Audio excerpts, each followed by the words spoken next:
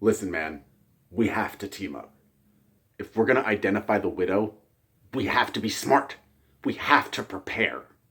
We need to be smart? That's rich coming from the guy who eliminated the killer after like 2 episodes last season. I'm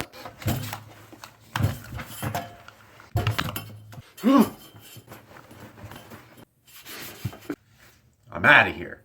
And this is just a chair. No, where are you going? Where are you going?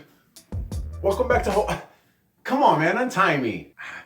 Welcome back to Horrible, the show whose season-long theory is not looking too good. Or is it? Only one way to find out. Hit that DX drop. Break it down! The episode opens with some guy doing a solid Stanley Yelnats cosplay. Except he doesn't find Kissin' K. Barlow's stash. Crawling up a little pig's arse. It's a corpse ordered by and delivered to Dr. Israel. Despite her complaint, she pays the man and then gets cracking. Melinda goes all Herbert West and we're treated to an excellent display of practical effects. And the experiment works.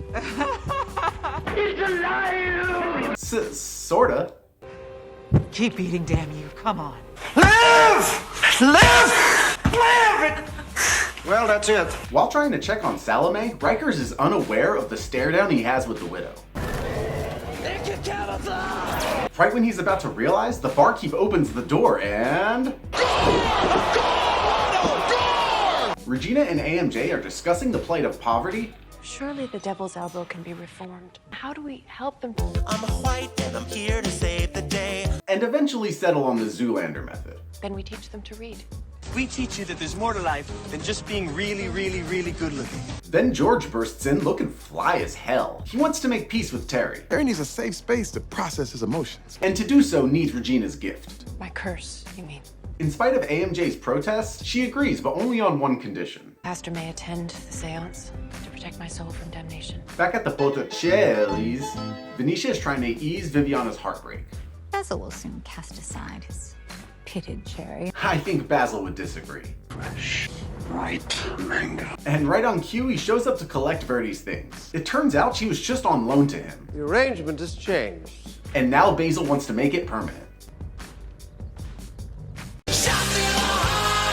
After Rikers interrupts Israel's cadaver cuddling, we get a face-off centuries in the making. Seance vs. Exorcism. Awesome imagery here with Regina being shrouded in half light, half darkness, coupled with George and AMJ standing in for the symbolic angel and devil on her shoulder. And props to Claire McConnell because she absolutely kills it in these possession scenes. Once channeled, the spirit of Terry warns George that it does not matter where he flees to. She will follow, no matter where you go. Oh, I love being scary, Terry.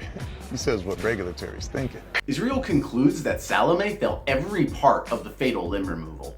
Could anybody possibly endure Morphine, cocaine, or heroin. A whole galaxy of multicolored uppers, downers, screamers, laughers. And to avoid a similar fate, she abides by the widow's wishes. I confess to my role in a murder. It's a bold strategy, Cotton. Let's see if it pays off for him. She also rats out George and Basil, and then Rikers takes turns interrogating them. But Basil's story isn't really adding up. You were drag racing in a Prius. I don't win a lot. Down in the Devil's Elbow, the Regina Simcoe School for Kids Who Can't Read Good and Want to Learn to Do Other Stuff Good Too is in session. Until this guy breaks up the party and him and Regina get into it. I mean, with a name like Fergus, I can understand why his default is anger. That's why I'm here. I'm here to better your lives and your children's lives. I agree, he totally should have just joined in the class. He's Pop Anonymous? Damn you! You gave him the easy ones! A scuffle breaks out when AMJ steps in and ends when Fergus shanks him in the stomach.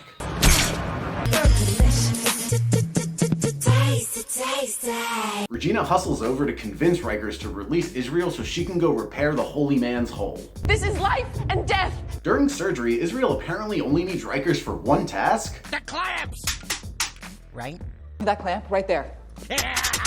So then he heads off to do detective stuff. Super interesting flashback where Basil asks George to hypnotize Margaret again. I want to wipe something from her mind. Is that something you can do? Have a look at this for me, please. Back in the present, the frenemies have their own Hell in a Cell match, which results in George tying up Basil. I think she's Captain Tying Knots. Israel gets a mid-surgery visit from the widow, who then allows her to finish saving a life before ending hers. But then as she's stitching, she informs of her snitching, and the widow's like, bitchin'. We then learn the not-so-good doctor's role in the Margaret of it all. I left her body in a public place as demanded by Basil. And her moral justifications. I wanted to see organs and systems and ligaments. Don't we all? Back at the Botticelli's, Venetia crashes Viviana's pity party with a special guest to cheer her up. I will never smile again. Ha! Alexei, come. Mission accomplished, and Venetia leaves her and sexy Lexi to do impure things. More like Bonicelli. Yes. Apparently the widow changed her mind because she needlenecks Israel following a well-done Exorcist 3 homage. Cut to Verdi trapped at Basil's where Gladys gives her some advice. It's infinitely better to be loved by Mr. Garvey than to not be loved by Mr. Garvey. And the option to leave. Israel wakes up pinned to a table, not feeling completely herself. And despite her desperate pleas,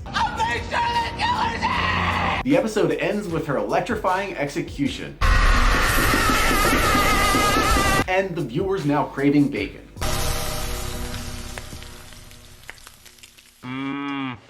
Bacon. And that was episode 6. Fast-paced, entertaining, and by far the most bizarre. Really enjoyed the evil scientist theme, and I'm really glad that they resurrected the supernatural subplot. It's a popular theory after all, and speaking of, it's time for the Widow Watch. Regina via the spirit of Margaret definitely gained some steam with the happenings and just overall vibe of this episode, and my season-long Verde theory definitely took a big hit, unless there's 2 killers. One of which could be Shanika. She could have met Verdi in Boston while traveling with George. I have sold out shows from San Francisco to Marrakesh.